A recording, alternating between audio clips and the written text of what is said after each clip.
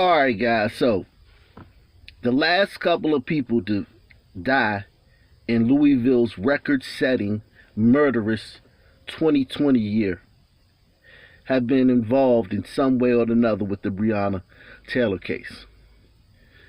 So on November 19th, Adrian Walker, who we discussed in episode 10 of Inside the Breonna Taylor Drug Cartel, her ex-boyfriend Jamarcus Russell's right-hand man, a real stepper, not no buster, a real stepper, Adrian Walker, true to the game, died in the game, R.I.P., salute. Wasn't trying to turn his life around, wasn't trying to be no activist, was just living the life. And then, on the 23rd, we had Travis Nagdy. I became familiar with this kid following the case. I was watching some live streams. He was very active in the Breonna Taylor situation. I mean, very active. Like, this kid was very, very active. So let's see what's going on with this kid and let's try to find out, see if we can find out what happened to him. Because there's a lot of people online trying to say it's fishy that these two guys died in the last couple of days. Or I guess this guy's biracial, or he may even be an Arab, but they were people who were in the black universe, in the Blackistan world. So, yeah. And then online they're trying to make it seem like it's some kind of white conspiracy. The white man and the Illuminati done killed these niggas. The white man and the Illuminati. It's strange that and they try to call Adrian Walker a witness in the Breonna Taylor case. You know, he got arrested with no incident at another location that night. He'd been arrested in 3 raids this year, and none of them did anybody even get a paper cut. And all 3 times he got out the next day. But they're trying to make it seem like there's something going on. So let's see what happened to this kid, if we can find out if the white man that killed this Black Lives Matter activist. For months, protesters in Louisville have marched for justice for Breonna Taylor. Tonight, they're marching for one of their own. Thank you for joining us here at 11 o'clock. I'm Doug Prophet. This evening, protesters marched through downtown Louisville as they were mourning the death of Travis Nagdy, killed in a shooting overnight. Mama, mama, can't you see? What the system done to me? What the system done to me? This march down. Mama, can't you see what the system done to me? And the reason why I'm saying like it's bullshit that they gonna try to take some damn mystery, spooky ass conspiracy theory route with finding justice for this boy is because it's not gonna find justice for this boy. This boy was killed by some Negroes, or he was either in the hood in the wrong place or in the right place, or just violence broke out, violence erupted, shots rang out, something. You know the routine. All this bullshit about it. Every time a Black Lives Matter activist get killed, first of all, most of these Black Lives activists are ex-thugs, ex-convicts, street dudes that just, the protest came through their city. It's like D.C., just like my city. When I used to protest, the dudes who was in charge of Black Lives Matter D.C., they was niggas from the hood, steppers. They rode the wave. Back then it was more, you know, it seemed more real in like 2015, 2014. It seemed more real. But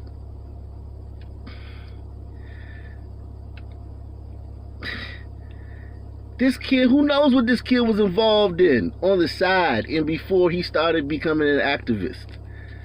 And what about being an activist makes you a target from the fucking CIA or some shit? Yeah, they not doing nothing. These activists ain't doing shit. I thought like this whole notion that an activist dies, the system done killed him. The CIA done came out and killed him. The powers that be done came out and killed them. What has an activist ever done to dismantle any kind of whatever y'all say, white supremacy or the system? What have any of these activists ever done to the system? The system is Democrats, is the left. Big tech is run by the left. Hollywood is run by the left. The mainstream media is run by the left. The president is from the left. The left is the mass incarceration bill was passed by the left. The Democrats and the left and the liberals, they are the fucking man or whatever, the boogeyman that y'all talking about. If there is a boogeyman. This march down 6th Street to Broadway followed a vigil held at Jefferson Square Park as well, holding candles and photos of Nagdy. People gathered at 6th and Jefferson while cars lined up around Jefferson Square, flashing their headlights. People took turns sharing their memories of the young protest leader. He touched me, bro. He touched my heart. We shared thoughts about our goals and dreams of how hard it is out here. And how we... About how hard it is out here. If it was hard out here, they would be shooting rubber bullets at you right now. There would be counter demonstrators beating you guys with billy clubs right now. And pipes. How hard is it really to be a Black Lives Matter protester? That seems like the easiest thing to do. You know what's hard? Being a rapper. Try being a rapper.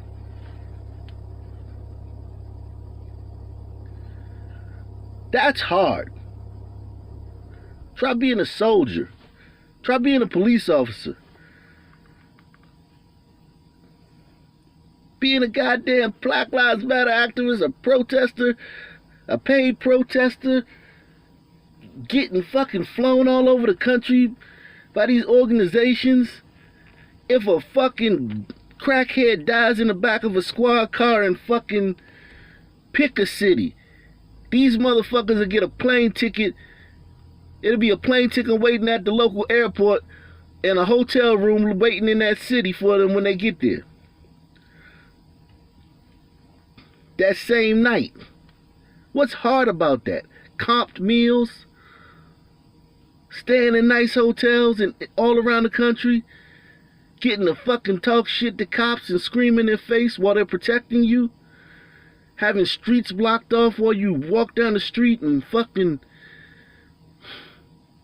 scream pointless, stupid gibberish and slogans, hands up, don't shoot, I can't breathe, and all this shit. Being a fucking rock star to fucking idiot Negroes and white liberals. What's so tough about that? Every Black Lives Matter activist that we've seen has been killed by a Negro. Every one of them. Every one of them. Sadie Roberts, Toyin down in Tallahassee. I think Sadie Roberts was from, I think she was down somewhere in Louisiana. I want to say Baton Rouge. Then you have, what's the guy? I forgot his name. He was in New Orleans. He got killed by a black dude in New Orleans, a Black Lives Matter protester. Another one. All these Black Lives Matter activists get killed by black people. And not because they were activists, just because it's dangerous in Blackistan. Like, they get robbed. The one lady, Sadie Roberts, she got robbed by she owned a property and the guy wasn't paying his rent. So the guy, since he wasn't paying his rent, he knew she was about to kick him out, so he killed her. Shit like that, man. It don't even be no fucking crazy shit. The one guy in New Orleans, it wasn't even over no black. It just he was in the French Quarter and some Negro from New Orleans robbed him and killed him. Stop making this shit so spooky. He touched me, bro. He touched my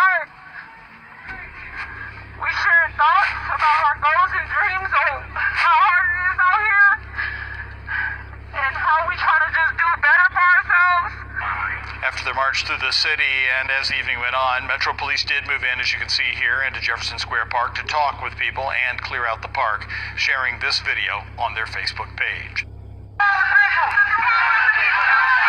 many ways, he was the voice of the movement here in Louisville, Kentucky. His presence was unmistakable. A crown of curly hair and a microphone always in his hand. We're gonna miss him dearly a lot. We already miss him. Travis Nagdy was in the streets day and night from the beginning and became one of the most visible and most vocal leaders of the protest movement, calling for justice for Breonna Taylor. Even in the midst of marches and demonstrations, when you'd get tired, his infectious energy is what really pushed so many of the actions that we've seen in Louisville. His life was cut short just after midnight Monday when he was shot.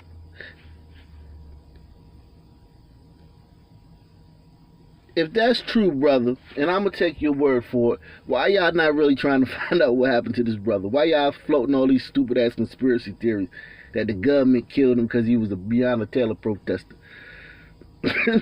Huh? Why don't the government just kill George Soros? Why would they not just kill George Soros? Or Patrice Cullors? Or Garza? Or the other Black Lives Matter? One of them 3 lesbians who started Black Lives Matter. Why would the government kill this little local guy from Louisville? Why not just kill George Soros? One guy. You can kill anybody. They killed presidents before. They killed presidents. They shot Reagan. Reagan survived. They almost killed Reagan. They tried to kill him. They was trying to kill him. The guy was trying to kill him. A guy killed Kennedy, Lincoln. They killed Martin Luther King, Malcolm X. And I'm not saying that the Illuminati or the government killed them. I'm just saying somebody killed them. So if the government, why can't the government just kill George Soros, who's funding all of this? Why they can't just kill the founders of Black Lives Matter? Why the government got to kill Travis Nagdy? I almost forgot his damn name. Why the government can't kill Travis Nagdy? Why they got to kill him? The actions that we've seen in Louisville. His life was cut short just after midnight Monday when he was shot and killed near U of L's Belknap campus. Dozens of Nagdy's friends came back to the spot here on Crittenden Drive where he was shot to honor their fellow activist. I mean, we're all family, you know what I mean? Like, some of us all knew each other, some of us didn't know each other at all, but we're all family. He meant a lot to all of us. I think God opened the gates and said, well done, Travis.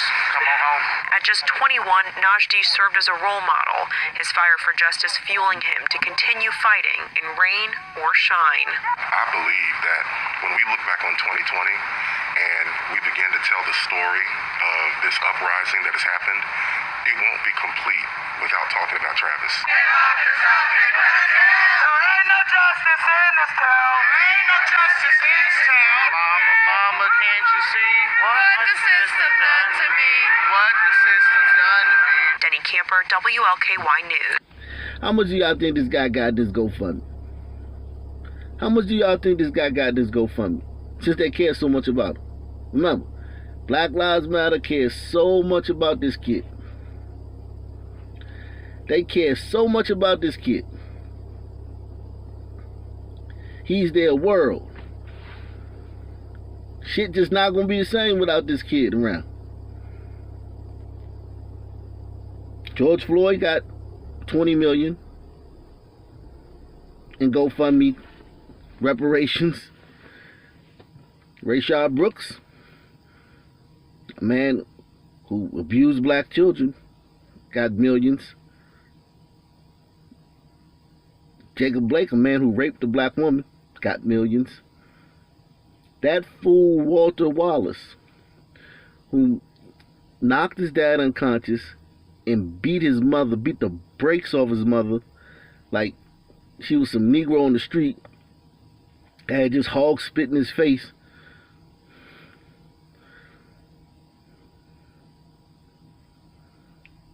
And the police were called. Somebody called the police because it was like, damn, nigga, I don't know what to do. I ain't never seen no shit like this.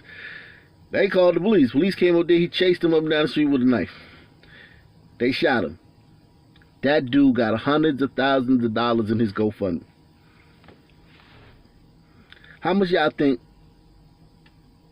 How much do y'all think this guy who they can't go on without, this Black Lives Matter activist, who they care so much about, who, when you write the story of 2020, it's Kobe, and George Floyd,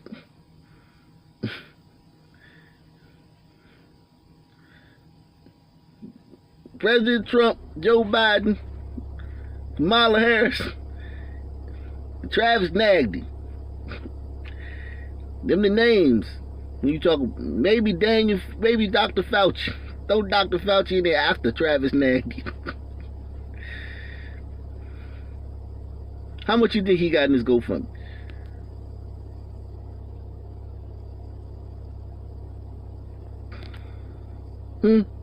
How much you think he got in his GoFundMe? Talk to me.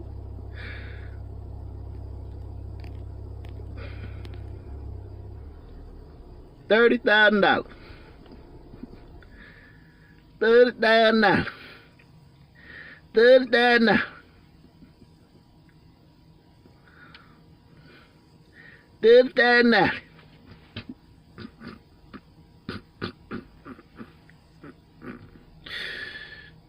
This is why I don't take them seriously. Y'all can, if y'all want. I won't. I'll continue to not take this Black Lives Matter activist, this Black Lives Matter bullshit seriously. I will continue to not take it seriously. $30,000. That's only enough for one funeral. George Floyd got 3. You can't even get a cold casket. They gonna have to give him a fucking regular funeral. He gonna get a funeral at the his reception. The reception of his funeral gonna be in the community center at a building in the hood, a fucking apartment complex and shit. The community center. There's gonna be somebody down there talking about something. We already rented this out for a baby shower.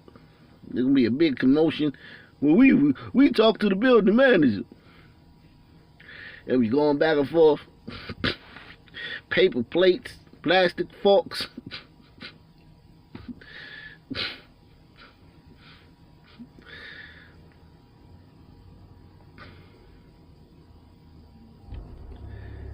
Ain't much you can do with this much money, man. Especially when and they posted this dude can't go on without him. It's not the same. Things will not be the same. Things will not be the same without this guy.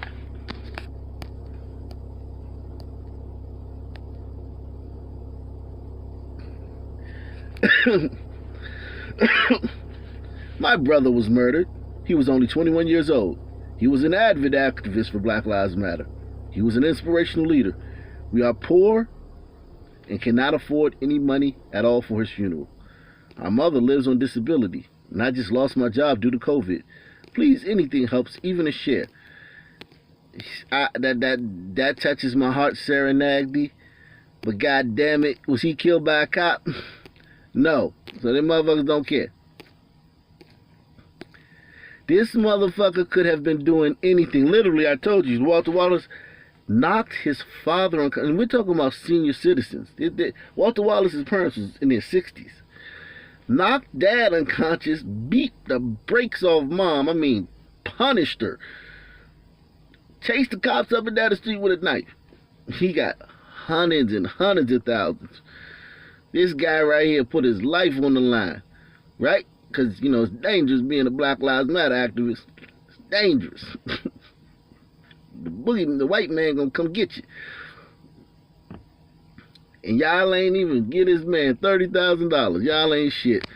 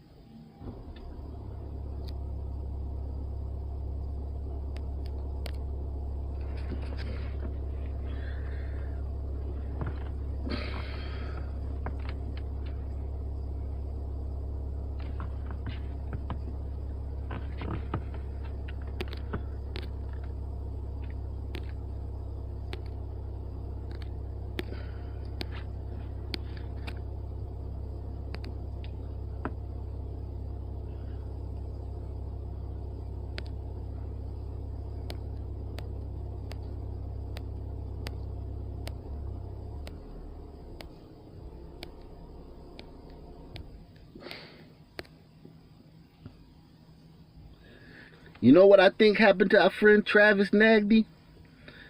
I think the same thing that happened to him is the same thing that happened to Kimberly A. Jarboe, another activist in Louisville. Louisville's record homicide year of 2020. 49-year-old anti-violence activist mother. And she was very active in the Breonna thing. But this woman was a little bit more, she had a better spirit because she cared about people that were alive, still alive. She didn't just, this woman didn't just care about you if you were dead. On Friday, a 49-year-old anti-violence advocate mother was Louisville's 103rd homicide victim. But those she knew and loved want her to be remembered for more than that. Friends, family, and community leaders gathered outside Union Station Monday to honor Kim Jarboe, a truck driver, so she drove for the city bus, who became an anti-violence activist after her 15-year-old son, Andrew Elliott, was shot in the back and killed in 2010.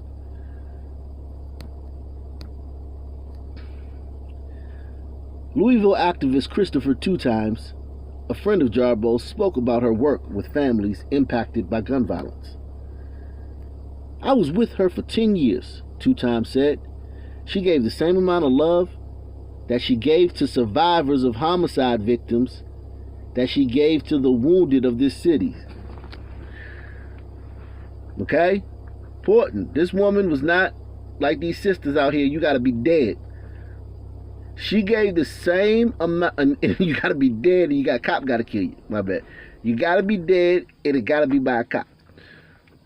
This woman right here, Kim Jarboe, was a real saint.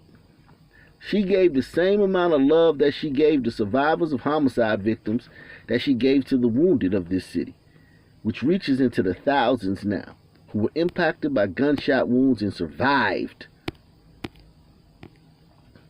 Outside Tark's Union Station, a place Two Times and Jarboe loved being employed, friends and family released in her honor dozens of balloons. Red for her love of University of Louisville, and green is her favorite color. Jarboe's mother, Ann Keene, said her family had prayed it would never have another tragedy after Elliott's death. Elliott was her son. Now, 10 years later, my daughter's gone, she said. It shouldn't happen to a family. It shouldn't happen to two family members in one family, but it has. So we need to pray, work hard.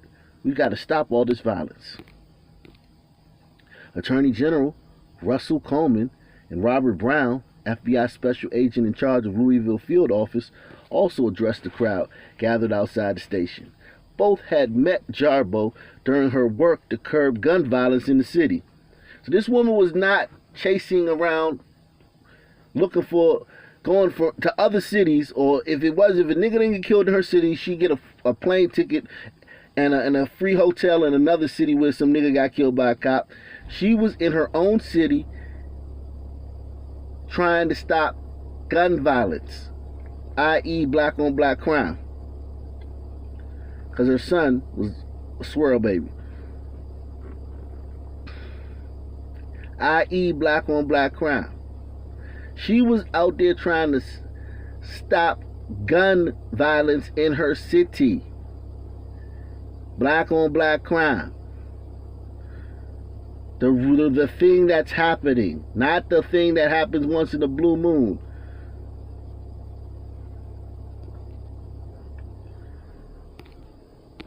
There's cause for optimism because there are people among us like Kim who are willing to take the worst thing that ever happened to her, the loss of her son a decade ago, and speak truth to power, Coleman said. She shared that time and time again.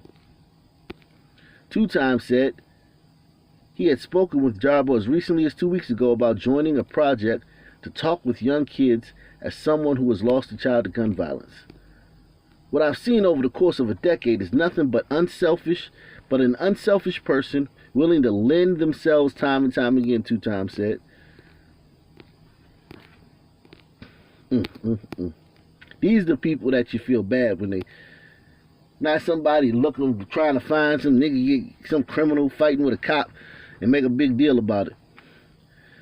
Before driving for TARC, Jarboe was a school bus driver for JCPS.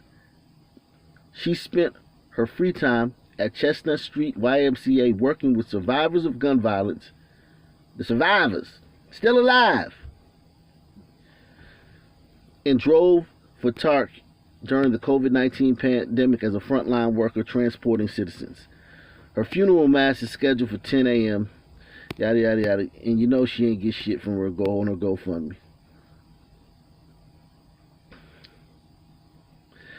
She attended an event in December of 2019 organized by 2 Times to reflect on the past decade of violence in Louisville. There were 742 criminal homicides investigated by the Louisville Police Department in those 10 years.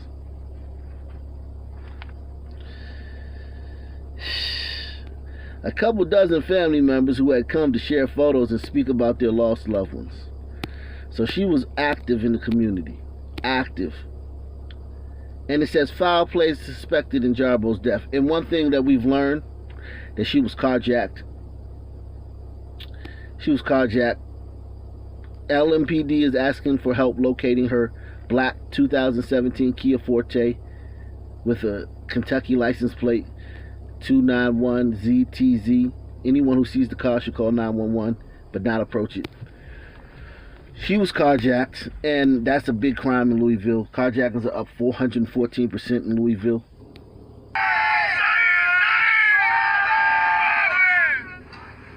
Louisville man who committed much of his time and passion this year to issues of police use of force. Remember tonight, Jefferson Square, after he loses his life as an apparent victim of crime.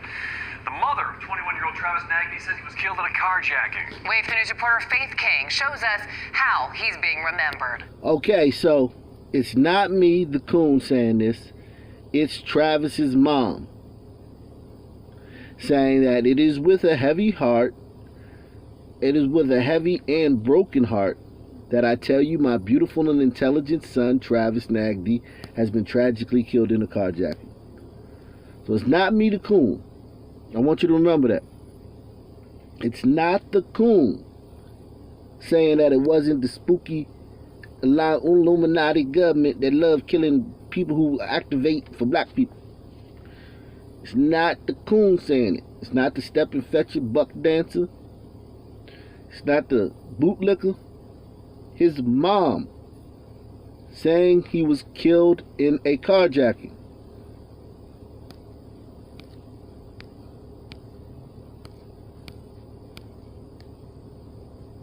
Okay, Christina Moynock. That's his mom.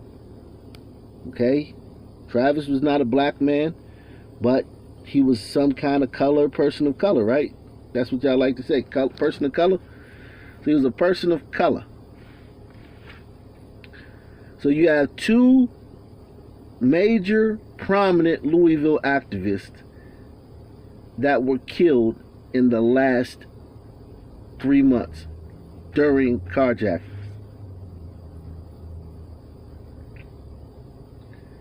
And y'all gonna disrespect their legacies by not trying to find the carjackers, but by floating these Illuminati conspiracies out there that the government killed them. So they gotta roll over in their grave like, damn, y'all, find out who killed them. Find out who killed us, y'all. Y'all out here talking about it could have been the Illuminati. The government could have killed them because they was activists. Just find who killed these fucking guys. Who killed Kim Jarboe and who killed Travis Nagdy. Neither one of them were black. But they were Black Lives Matter activists and they were community activists. They were pillars in the community. According to y'all.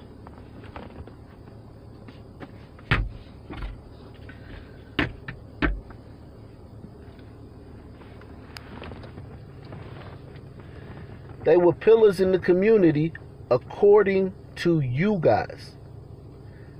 I didn't say that they were pillars in the community. You guys said they were pillars in the community. Find out who killed these guys. Address the real problem in Louisville. It's not that EMT was killed in March during a drug a drug bust. Then we found out the EMT was really a drug dealer. That's not the problem in Louisville. Carjackings up 414%. That's the problem in Louisville. These carjackings and these murders. That's the problem in Louisville. Not a botched, and I can't even say botched because the other 5 houses, the other 4 houses where they did the raids at that night, nobody got shot. Because nobody shot a cop. So I can't even say it was botched. Breonna got killed. She's dead. You have activists dying. People who gave their time and energy to activate for her and her legacy. They're dying from carjackings.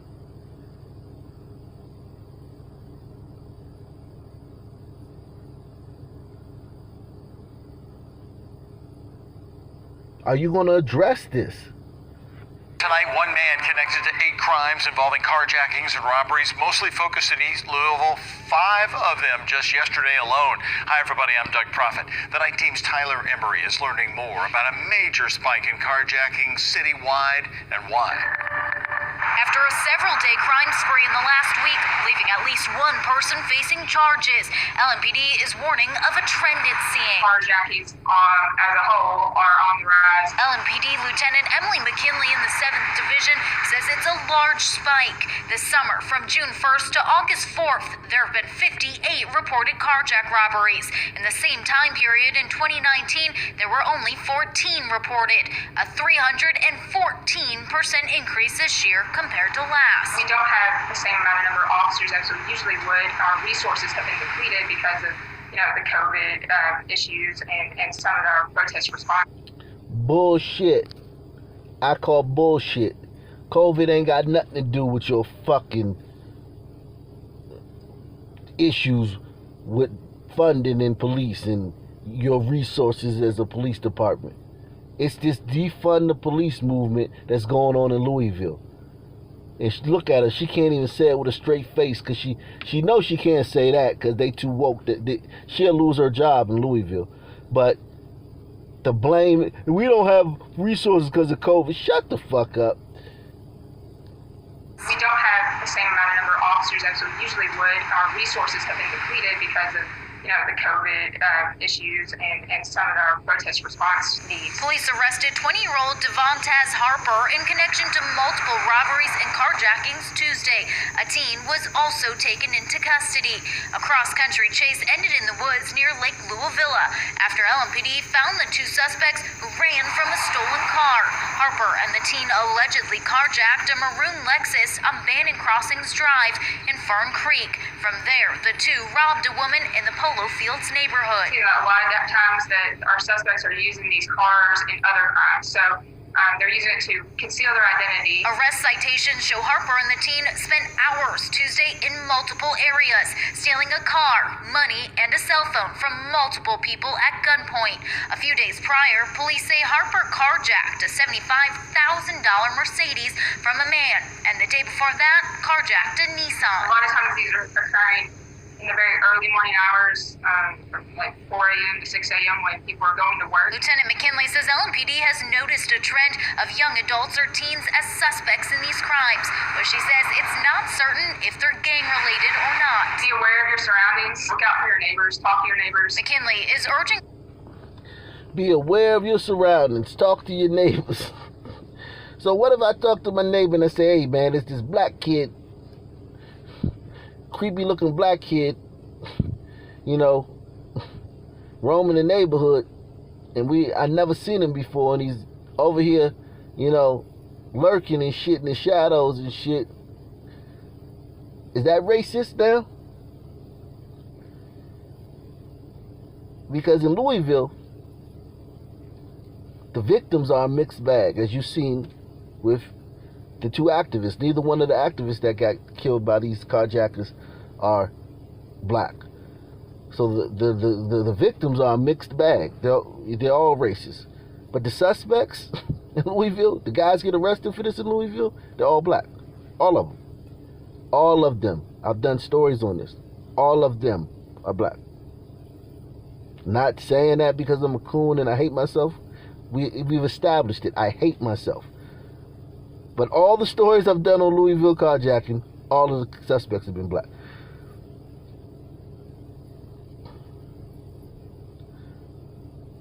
So she's saying talk to your neighbors and all this shit and be aware of your surroundings.